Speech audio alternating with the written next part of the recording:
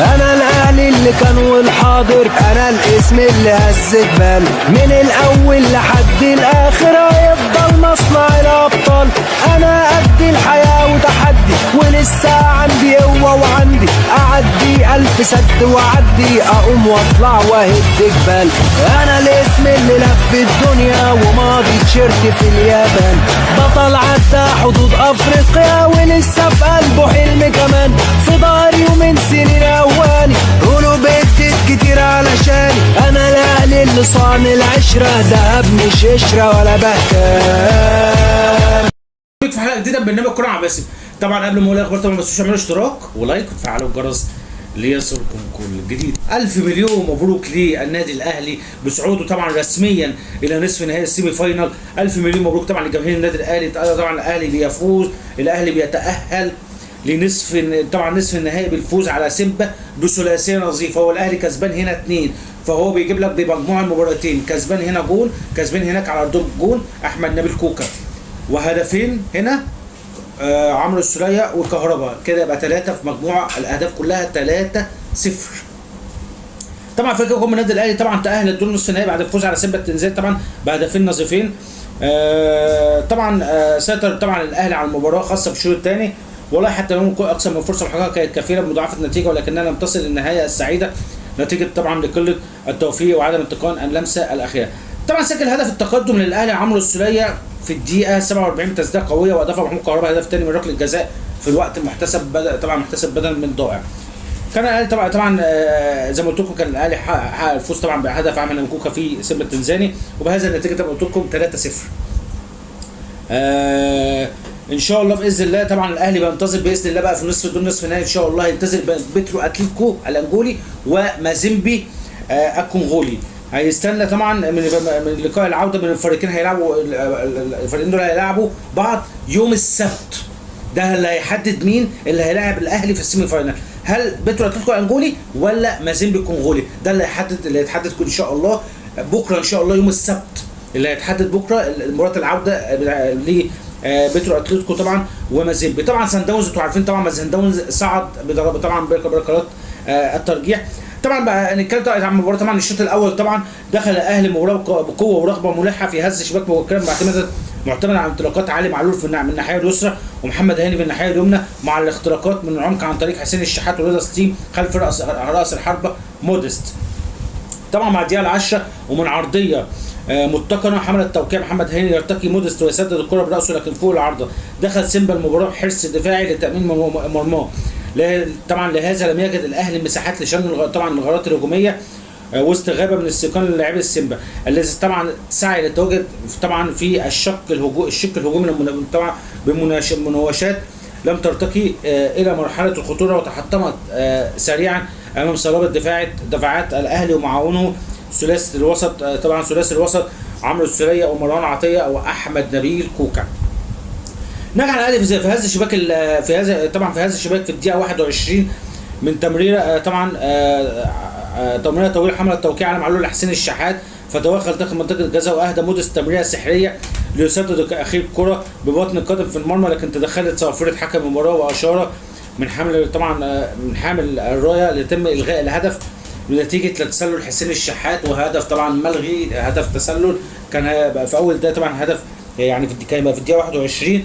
بعدها مرت نص ساعه الاولى من عمر الشوط الاول وسط سيطره شبه كامله للاهلي، لكن مع وجود صعوبه كبيره في الاختراقات والوصول لمناطق التهديف نتيجه عدم التمرير السريع لضرب الكتل طبعا الدفاعيه لفريق سيمبا. ولهذا لم تشهد نصف الساعه الاولى فرصه خطيره باستثناء الهدف الذي سجله بس مودست اللي هو التسلل اللي هو الملغي، وتم الغائه طبعا بداعي التسلل. في الدقيقه 35 بدا سيمبا يطمع في المباراه بتسديده صاروخيه تصدى لها الله اكبر عليه مصطفى شوبير اسد النهارده، بسم الله ما شاء الله عليه، الله اكبر عليه، يعني مش محتاج اقول عليه، يعني بسم الله ما شاء الله عليه، يعني مصطفى شوبير اسد الله اكبر عليه بجد، يعني نجم المباراه النهارده مصطفى شوبير تصدى تصديتين ورا بعض، الله اكبر عليه بجد يعني. طبعا بيطمع المباراه طبعا بتسديده صاروخيه طبعا تصدى لها مصطفى شوبير بيقظته ومرونته، ترتد الكره الى تشاما مهاجم سيمبا فسدد مره اخرى، لكن شوبير عاد وتالق وتصدى بقدمه للكره محافظا على ثبات شبكه، الله اكبر عليه بجد يعني اسد. مر الدرجه الاخيره بضغط اهلاوي وتعديلات الركلات الركنيه لكنها لم تثمر عن شيء، ليطلق الحكم صافره نهايه الشوط الاول بتعادل فريقين 0-0، وكان مدي 3 دوري ضايع، وانتهى طبعا الشوط الاول بتعادل طبعا 0-0. طبعا الشوط الثاني دخل الاهلي الشوط الثاني بنفس التشكيل مع رغبه ملحه في هز الشباك واحكام سيطرته على المباراه. طبعا بعدين على طول في اول الدقيقه، في اول الشوط الثاني على طول الهدف الاول جه في الدقيقه الثانيه من عمر الشوط الثاني، بيضغط رضا سليم على مدافع سيمبا ويستخلص الكره ويمر الى موديس داخل منطقه الجزاء، اللي اهدى عمرو السوليه الكره على طبق من ذهب، فسدد السوليه ببطن القدم قويه تلتطم الكره بالعارضه وتدخل المرمى ويتقدم الاهلي باول هدف. يعني جول جميل جدا، انا شايف ان ده هدف عالمي بجد لعمرو السوليه. هدف جه ازاي؟ جت طبعا من طبعا استخلص الكره، طبعا رضا ستيم خدها من ناحيه اداها طلع على طول لموديست. موديست كان مدي ظهره للمدافع، كان قادر هو يرقص ويجيبها، لكن في عنده قدامه، لا قدامه مين؟ لا قدامه عمرو السوليه. عمرو السوليه بصاها، عمرو السوليه جاي بقوته وجاي من خلف للامام وبكل قوه وسددها على مره واحده قنبله صاروخ دانا. طبعا خبطت في عارضه ودخلت من كتر قوه الكوره، خبطت في عارضه ودخلت الشبكه وخرجت تاني من كتر قوه الكوره. بسم الله ما شاء الله، يعني هدف عالمي وهدف جميل جدا جدا جدا جدا.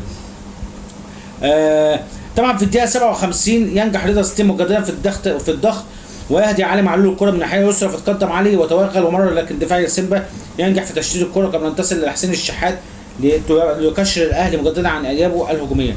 هدف السوليه فتح شهيه الاهلي الهجوميه، فتنوعت التوغلات والفرص ولكنها افتقدت اللمسه الاخيره، ولو احسن الاهلي استغلالها في هذه الفرص لسجل هدفين على الاقل. مع الدقيقه 75 يمرر حسين الشحات الكره طويله لموديس، لكن حارس مرمى سيمبا ايوب لاكرت يخرج من مرماه ويلعب الكره براسه خارج منطقه الجزاء قبل ان تصل الى موديست.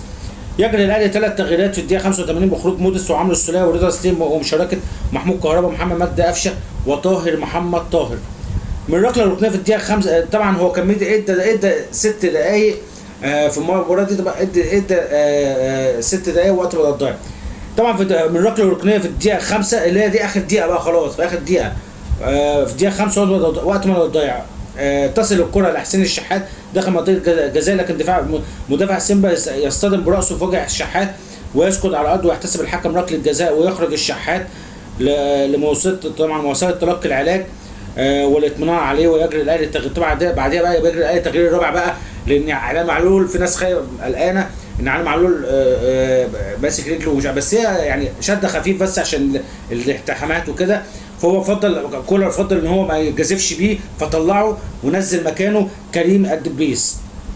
طبعا كرة طبعا حسين الشحات يعني هو اداها له على طول، خد حسين الشحات وتوغل بيها، وهو دخل اللاعب دخل براسه منتهى القوه جدا على راسه، يعني بجد الف سلامه طبعا على الكابتن حسين الشحات. كلنا خفنا عليه طبعا، يعني الحمد لله ان شاء الله يقوم بالسلامه ويبقى كويس، وهو كويس ان شاء الله، بس طبعا ان شاء الله هيعلنوا ان شاء الله الايام الجايه ان شاء الله ايه اللي حالته، ان شاء الله يبقى كويس واحسن حالته ان شاء الله الايام اللي جايه. بس هي المفروض خبطه قويه زي دي، ضربه جزاء انا معاك، بس المفروض دي انذار او طرد، دي طرد على طول، انا شايف من وجهه نظري كده دي طرد. كره زي دي مخالفه، انا شايفها ان هي مخالفه واهمال، دي مخالفه واهمال وطرد على طول، يعني مخالفه واهمال طرد، دي ما فيهاش نقاش. الحكم ولا ادى انذار ولا ادى طرد، حكم غريب، في برضه اتهامات غريبه جدا للاهلي وبيتعركم من لعيبه الاهلي ولا بيحسب، حكم غريب جدا جدا جدا. طبعا حسين الشحات تلقى العلاج ما نزلش تاني، هو كان خلاص في اخر الدقيقه ما نزلش تاني وكان بيتلقى العلاج. بعدها طبعا الهدف الثاني بقى تصدى الكوره، طبعا علي معلول طلع فتصدى طبعا لضربه الجزاء محمود عبد المنعم كهربا لركله الجزاء بيسدد قويه، طبعا تصدى طبعا بمنتهى التركيز والاتقان على يمين طبعا الحارس مسجل الهدف الثاني الاهلي. طبعا بعد هذا طبعا بعد هدف كهربا على طول بيطلق الحكم صفاره نهايه المباراه بفوز الاهلي 2-0. الف مليون مبروك. طبعا مجموع اللقاءين طبعا 3-0، يعني الف مليون مبروك النادي الاهلي. زي ما جيت قلت لكم بكره ان شاء الله مباراه، زي ما جيت قلت لكم مباراه بين بيترو اتلتيكو الانجولي ومازيمبي الكونغولي، ده اللي هيحدد الفرقتين دول اللي هيلعبوا الاهلي في السيمي فاينال في النصف النهائي بكره ان شاء الله، اللي هيحدد بين الاثنين دول ايا كان بقى مين الاهلي، احنا عادي مش يعني ما بيفرقش، الاهلي ما بيفرقش معاه ايا كان، نكن له كل الاحترام ايا كان في الفرق مين، نكن له كل الاحترام ونستعد له جيدا جدا جدا جدا جدا. والف مليون مبروك للنادي الاهلي طبعا بفوزه النهارده على سيمبا التنزاني النهارده بفوزه طبعا. سيمبا التنزاني طبعا بهدفين مقابل لا شيء، سجل طبعا هدفين طبعا عمرو السوليه ومحمود عبد المنعم كهربا، وطبعا زي ما كنت قلت لكم بمجموع اللقاءين 3-0، هدف احمد نبيل كوكا في تنزانيا في سيمبا، وهدفين النهارده عمرو السوليه ومحمود عبد المنعم كهربا. الف مليون مبروك طبعا لجماهير النادي الاهلي والجهاز الفني والاداري للنادي الاهلي ومجلس اداره النادي الاهلي بقياده الكابتن محمود الخطيب. الف مليون مبروك للنادي الاهلي ان شاء الله، وان شاء الله كل التوفيق ان شاء الله في المباريات القادمه. ان شاء الله كل التوفيق للنادي الاهلي ان شاء الله باذن الله، سيظل الاهلي دايما وابدا بفكر جماعه، وسيظل الاهلي بطل ان شاء الله بتمنى التوفيق للنادي الاهلي ان شاء الله باذن الله، ان شاء الله الاهلي يفوز في المباريات القادمه ان شاء الله. في حلقه بكره في حلقه جديده من برنامج كره بس. السلام عليكم.